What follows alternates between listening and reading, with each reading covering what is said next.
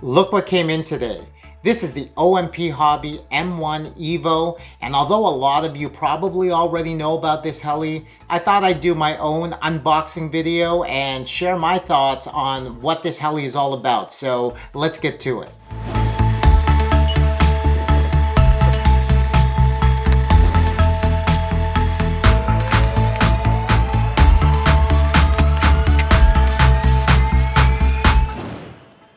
With winter pretty much here, although I want to fly outdoors as much as I can, I really don't know how many days I'm going to be able to do that. So although I have sim, I wanted a heli that I could fly indoors. And this was it. I think that I can fly this, with very basic stuff in my house, but one of the clubs I'm a member at also does indoor flying in a small gym, and this is, I think, the perfect size. Although I have the M2, which you can kind of see in the back there, you realize when you're flying indoors just how quickly a room can get small, with the wrong size heli, even with the M2. So with this M1, it's a 150 size heli. I think it's the perfect size to be able to fly in, many different indoor environments.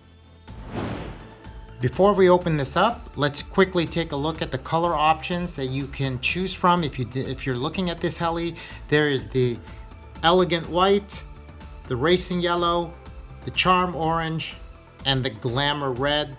As you can see here, I went with the racing yellow because yellow is my favorite color. So let's bust this thing open and take a look at what's inside. As we've grown accustomed to with the OMPHobby M1 and M2s, they come in this styrofoam-like protective carrying case. It is a great way to bring your heli around without damaging it. When you open it up, you'll see that the heli is very neatly and securely cut out and placed in here. There's a plastic hinge, which is very durable. I haven't seen one break yet. Of course, this is just a great way to not damage your heli when you're taking it out and about. So now that we've opened it up, let's take a look at what it comes with. What you have here is you have a swash plate leveler, okay? And this little tool here is actually used to hold the swash plate leveler in place when you're leveling the swash. You also have just some spare screws and servo arms here. This isn't nearly as much as comes with the M2, which at least the M2 V2 came with, a spare main shaft and spare feathering shaft. But it's nice to have at least some of these spares here. Then you also have this charging harness. So this is the battery that's used in here. Only has a JST connector here, so you'll need this harness or something else similar to be able to charge the two S350 milliamp lipos that come with this or that are used in the M1 EVO. Then you also have a little tool here. This is a nice touch just because this is a 1mm hex driver, and these are a little bit more difficult to find this size of driver. And there's also this wrench, which is used I believe on a couple of the bolts here for the blade holders and also for the mounting pins here. So that is and of course it comes with the ESC, not ESC, the flight controller manual, and of course we have the heli. So let's pull this out.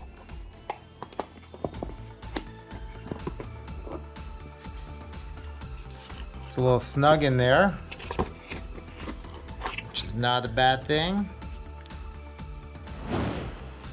So at first glance, this is a beautiful little heli. I'm just gonna kind of go through all the different key features and parts with this, and also mention what are some of the upgrades and what are some of the things that are the same with the previous generation M1.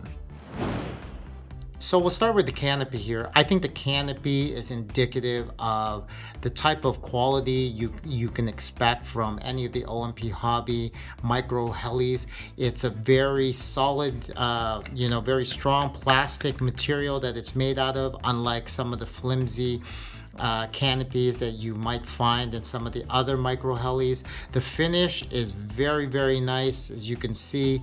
And obviously the paint scheme is a matter of preference, but I like it. I think it's really nice.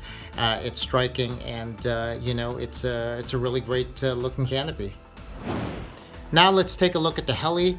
The Heli, first off, we'll start with the skids. I really like these skids. It's the same material that you have in the previous versions of the M2 and the M1. It's a plastic skid, which is very flexible, and I for one have never seen them break. You can come down pretty hard on these and they won't break, they won't snap.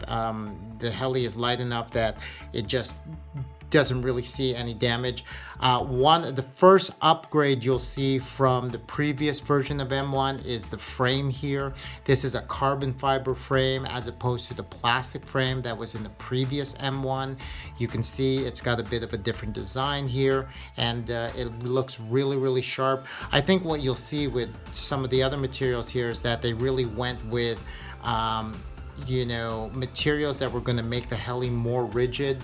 So and you'll definitely get that with this carbon fiber. In addition to that, you have this aluminum kind of tail boom / servo holder. This was again a plastic piece in the previous versions of this, and this tail holder, you can actually adjust the boom length by moving it out or in to maybe adjust the center of gravity if necessary.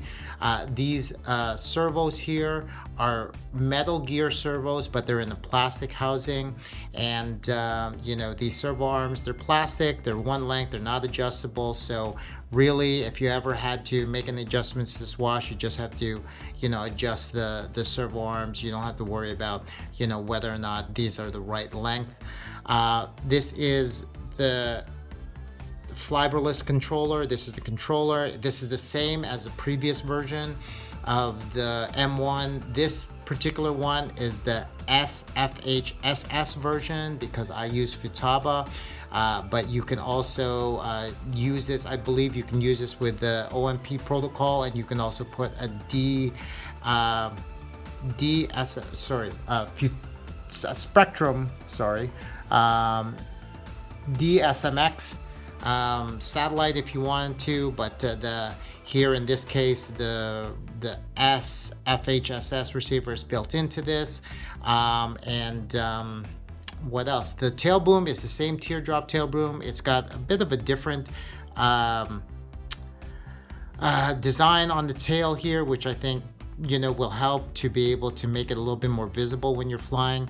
Another upgrade is the tail fin. The tail fin, it's two-piece. It's mounted on this aluminum bracket here on the end, which in the previous version this was kind of one piece. So now if you break the tail, you can just replace the tail, which is nice. The brushless tail motor and the direct drive excuse me main motor is the same as the previous version, so that didn't change. We are still using the same DFC head, but again, one of the things that's a feature I think with the M1 and the M1 EVO is that this is all aluminum, all metal, which is once again just a bit of a premium over other micro helis. And then these blades, they're very sturdy blades. I honestly don't know if these are there's a different design for sure. I don't know if the material is any different from the previous version M1, but I mean, I think they're good enough. Obviously, you have this blade holder here, which is, again, it might not seem like much, but it's a nice touch with this size heli instead of, again, some of the other micro size helis, you know, they don't have this, and the blades kind of flop around. And the last kind of change or difference from the previous heli, I believe, is that you have so this is a friction mount, which I think is kind of nice. It's very secure. You don't have to worry with the lipo, you know, coming out. It's very secure in there because of these rubber grommets. And I like this because you don't need to buy if you have extra more batteries, you don't have to worry about buying additional battery trays. Which, again, it's a small thing, but it's, you know, it's a nice touch. So this is a 2S. 350 milliamp battery that it comes with. You can also use 2S 400 milliamp batteries. I believe there's a Gens Ace one, and I actually have a second here. I actually had, with the Black Friday promo that I got with this, it came with an extra Pulse 350 milliamp battery. This is a little longer but a little thinner than the OEM battery, but as you can see, it fits well here. I think they're running low on stock. The battery they gave me actually has this XT30 plug, but this only plugs into this JST, which is the bind plug here.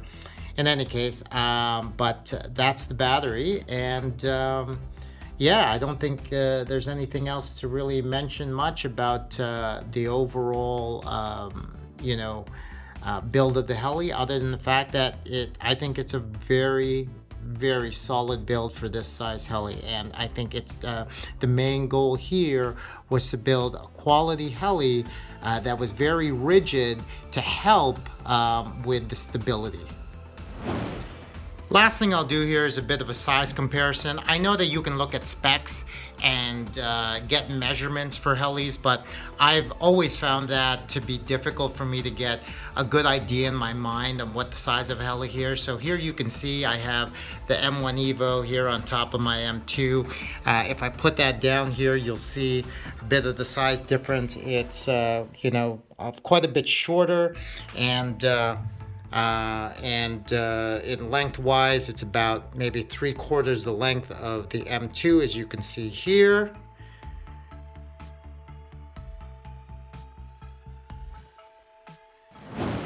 In case you fly bigger helis, here it is with my T-Rex 500. So you can see there is pretty significant size difference between this 150 size heli and this 500 size heli here. Again, it's just, I think it's a good way to kind of get an idea of what size of a heli is that you'd be getting if you picked up one of these M1 EVOs. Finally, in case you don't already own a heli but have a transmitter that you would bind with it if you flew one, this is my Futaba 16IZ, which in my opinion is about the average size of any transmitter out there. So you can kind of see size-wise what you're looking at, you know, with it compared to a transmitter, whether you're flying Spectrum or any of the other, you know, popular brands of transmitters out there. So this brings this unboxing and initial overview of the OMPHobby M1 EVO to a close. I hope you enjoyed the video. I promise I'll get better at doing these in the future because I'd like to do more of them. And yeah, let me know what you think in the comments below, both about the heli and of the video overall. Thanks for tuning in, and I also hope to do a setup video for this in case that's of interest to anybody else. And of course, we will do flight videos. You know, we'll do of maiden and obviously, hopefully, a ton of flight videos of this over, you know, over the winter. Thanks for tuning in, and until the next video, this is AJ on AJ's Heli Journey, signing out. Cheers.